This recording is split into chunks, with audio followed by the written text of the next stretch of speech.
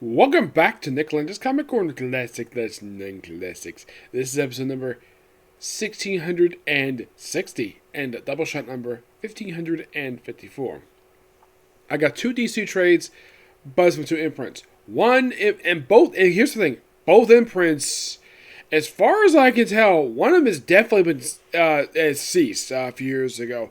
The other one I'm not really sure, because they didn't publish anything for this imprint in about a couple years. Actually, about 2 or 3 years. This technically was the last book published on this imprint, Young Animal. This is Far Sector. This is written by N.K. Jemisin. This stars a woman named Jo Malin. Yes, a black female Green Lantern. Now, Black Green Lantern, we already have one of those, named John Stewart. But female Black Lantern, no. Well, unless you don't count Jessica Cruz. She kind of is. I think she's Arabic, if I'm not mistaken. Yes, I believe she's Arabic. But technically, if you think about it, in this current continuity, she's currently like the third or fourth. I'd say, because the first one recognized in this continuity because Jay didn't come back yet. In the current continuity, they actually brought it back thanks to the Infinite Frontier. The only one they recognized was Jessica Cruz, and she's a creation of the awesome Jeff Johns. This one basically only appears in this book, and she currently appears in the current Green Lantern book, which I'll get to that, don't worry. Far Sector is basically her being the sheriff of this town in the Far Sector place. And it shows that she is bisexual, because she's had sexual relations with guys and women. And it's just basically just her time on the planet. Basically, when the series was coming out, it felt like basically this was an ongoing series. But here's something I should point out, though. This is a 12-issue maxi series, released over the course of 2 years. There's a reason for that. The first issue was released in late 2019. Yes, I did check this. And it's quite weird of how the heck they handled this series. Yes. Now, I should point out the first 5 issues were all released on time. From November 2019 to March 2020. But here's the thing. Starting issue 6 into issue 12, the series came out from once a month to once every couple months for some strange reason. Yeah, I felt this like, wait, when the heck is this shit gonna come out for this thing? Because that's the way it was the entire time this book is coming out. And by far, for the books on Young Animal, this is pretty standard length when it comes to Young Animal books, because with the exception of Doom Patrol, like, all of them lasted 12 issues. Yeah. I think Doom Patrol lasted for about 13 before we launched as Doom Patrol Way of the Worlds, and that got canceled after only 7 issues. Yep. But unlike those other books which they're implied to be canon, this one definitely is, because this character has returned since the series wrapped up in the pages of the current Green Lantern book. Yeah, her with a few other Green Lanterns. Yep. Now, despite that we have a black female superhero in this book, is there any stuff related to racism in here? No, there's no racism in here. And you're thinking, that's a bit of a surprise, because normally that is somewhat of a standard when you have a black character in a comic book, where there's gotta be a racist character in the book because they don't like the fact that they're different skin color they are. In this book, no, that's not the case. There's nothing about that at all. It's a book that's nothing to do with racism. Now, I should point out, though, they do have the same artist the entire time. Yes, for all 12 issues of this book. The artist's name is Jamal Campbell, who was the artist and colorist of this book. Yeah. Now, I did put this on a book on my wish list, but I didn't get it. So I ended up getting Barnes & Noble. I got it when I went there. It was the only book I could find, basically, that piqued my interest because they had not stocked their shelves at all when I got this book. By the way, I gotta give this book roughly a 9 out of 10. It's a damn good book. The thing with Young Animal is that I have read like a lot, like pretty much all the books published by them, and I've only reviewed just, aside from this book, I reviewed Doom Patrol Way of the Worlds, Mother Panic, Gotham AD, and Milk Wars. Young Animal has never put out any bad books per se. This book in particular, I can't think of anybody who talked about this book when the book was coming out in the past couple years. It almost felt as though this book wasn't really brought up very much at all. It's a book that was ignored. But unlike all the rest of the books, which are monthly books, they came back publishing a monthly schedule. Not this book, for some strange reason. Had to come out once every couple months for some strange reason. Now, I get the reason why the book was delayed. The pandemic. Because after March, next issue was released until, like, June. Which, okay, fine. You want to get the book a couple months off, fine. Then why the heck would you keep this type of schedule for the rest of the damn run? Yes, aside from Jo herself, is there any, like, noteworthy Green Lantern characters in this book? Shockingly, no. I think there may mention the Guardians in the book, but it's a book called Far Sector. I would not be surprised if they did this kind of concept again with other. It's basically people who are like in the far sector of the universe, and it's basically they're in charge of basically controlling people, like controlling the sectors. They kind of implied this.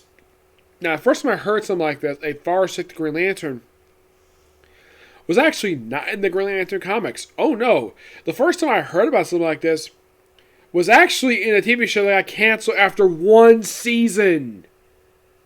Screw you, Cartoon, for canceling a good show. Green Lantern, the animated series. A series, in my opinion, that was really good and was canceled for stupid reasons. Because Cartoon Network does not give a crap about promoting superhero cartoons. Because they claimed at the time the show got canceled that no one's interested in superhero TV shows anymore. Where did you get that information from? You know, I heard that statement. That was utter bullcrap at its finest. And they canceled that show at the same time they canceled Young Justice. At least they brought back that show. And it's had two seasons on, I think the first season was released on DC Universe app. Season 3, I think 4 was released on HBO Max. I have not watched it yet, but I heard the mid-season finale was really bad. Yeah. Okay, so you bring back Young Justice, which I do appreciate bringing back that show. That show was awesome. But why not bring back Green Lantern? Like, that show, in my opinion, should not be canceled. Nope. Alright, moving on to Fables, the Deluxe Edition, Book 14. Now, I have discussed the Deluxe Edition before for Fables. It's been a while since I've discussed Fables on here. Yes. Now, if you might be asking, okay, what is Fables? Fables is a series that was entirely written by... So, last book I did was actually about a few years ago. Yes, a few years ago when I discussed book 11. This is book 14. I have not discussed this book at all, but I've discussed a good chunk of this series so far. Now, the whole point of Fables, in case some of you forgot, is, simply put, what if the fairy tale characters existed in real life? Yeah, that's the premise of the whole series. Now, the entire 150-issue comic book is written by Bill Willingham. Yes, he writes this whole series, and it does have a few spin-offs. The first ongoing spin-off, Jack Fables, that was also written by Willingham, but that book lasted 50 issues. Like, he has written pretty much a majority of the stuff associated with the Fables franchise. And for Vertigo, this is probably by far the most, outside of the Hellblazer stuff, Hellblazer and the Sandman and Swamp Thing, This franchise is probably by far Vertigo's most profitable franchise in the entire history of the imprint. Unlike the other ones, we didn't start with the imprint, which became famous also with the imprint stuff like I said, Hellblazer, Sandman, Swamp Thing, and of course Animal-Man, because that was popular too when it was coming out when I read. But this book, entirely from start to finish, is by far the only 100+ issue comic book that was not a book that was done before the start of the imprint for Vertigo, and all 150 issues were published under Vertigo imprint. This book here collects issues 130 and 140. Most of what about this one is mostly about the formation of the Knights of the Round Table. The story is called Camelot. It's a roughly 11-issue story arc that basically encompasses this entire book. Now, in the case of the electrician side for this one, there's technically about 3 left, and they'll pretty much cover the entirety of Fables. Because I've read out the first 11 volumes already. If you're curious, though, when the heck did I cover them? Well, the first book I covered in episode 715 of this anime review series. Yep, that was the first book. Book 2 was 720. 3 and 4 was 721. 5 and 6 was 722. 7 and 8 was 523. 723, excuse me. This was 3 years ago, mind you. 9 and 10, 724. And book 11, which was 3 years ago, 725. So you're probably thinking, Nick, what took you so long to find their book? My local library didn't have anything beyond book 11. Now, there are 15 books of these deluxe editions. I love these things. And I think that basically people should check these out. Yeah, maybe $40, but you get a lot of issues in it. Now, this only cost me $8 from local alleys. $8. And you're thinking, really? $8 for a $40 trade? Yes. Yeah, but this is so fun. If you're a fan of King Arthur stuff, you would love this book. We see Yellow's formation of the Knights Round Table. We see Geppetto, where he's forming an alliance with Grandfather Oak, which probably should play a role probably in the final issues of this series. I'm going to give this book a 10 out of 10. It's just really good. Now, the artwork in here is standard for Vertigo. Basically, these are your artists. First one, everybody's heard of this guy. Mark Buckingham. We also have Steve Lala, Russ Braun, Barry Kitson, Andrew Poppy, and Gary Iskin. The cover art is done by Odaris, John Van Vliet, Mark Buckingham, Greg Ruth, Daniel Dos Santos, George Pratt, Christopher Muller, and Nibbit Malavia. I think it's pronounced it, yes.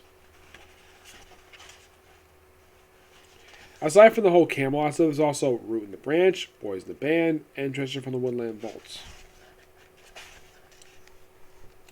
And I love the artwork of Fables. It is so good. And despite the fact the book, by the way, I give this book a 10 out of 10. Despite the fact the book had multiple artists, the artwork is consistently good for 150 issues. Now, here's the thing about this series. When I initially started reading this book, I did read the book in the beginning. And I did kind of, in a way, add it to my countdown thing. I did regularly read it during the last couple of years of the book. Yes. Though, oddly enough, 150 took a while to come out, especially since this book was 100 pages long. It was the longest issue of the whole book. Basically, issue 150 was the equivalent to size of a graphic novel. That's how long the book was. I would not be surprised if basically book 15 is longer than that. Yep. Given the fact that book 15 covers the last 10 issues of the book.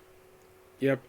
So, with this book, I'm getting close to getting done reviewing Fables. Yes. Still got about 3 books left to go for the deluxe editions, and I'll be pretty much done with Fables. So, as of right now, these books left to go. Books 12, 13, and 15. And that's it for Fables. Now you might be asking, okay, if the main series Fables got this, Did any of the spin-offs get this? Did they get their own deluxe edition? Jack of Fables did. Its first major spin-off. That one did. Okay. Ferris, I don't think it did. No, Ferris never did. This was a series that was publishing when it was coming out. I was reading when it came out. It was a great series. This one never had one. Nope. Ferris, which was also run by Bill Willingham. He wrote some of it with Lou Sturgis, Mark Andrego, Sean E. Williams, and Laura Banks.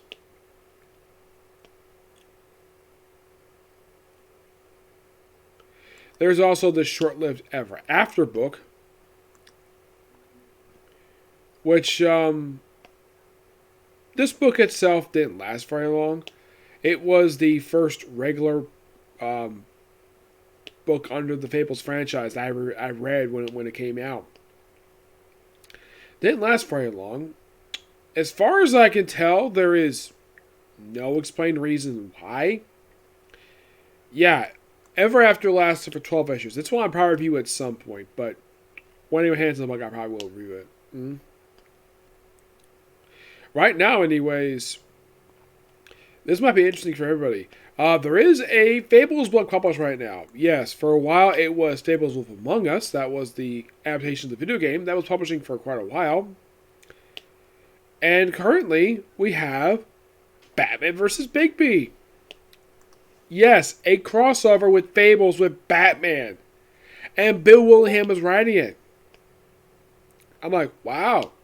That speaks some interest. Yep. When it comes up for that one, am I going to review it? Yes. Yes, I am. Oh, yeah, definitely. When it comes out, of course. Yep, so yeah, that's a particular review. Stay tuned whenever I do a review today. This is the only one I'm currently playing right now. And you might be asking, when is the time of Reincarnated Slime coming back? When I read book 2. That's how I'll watch the next episodes, okay? Next video. Bye.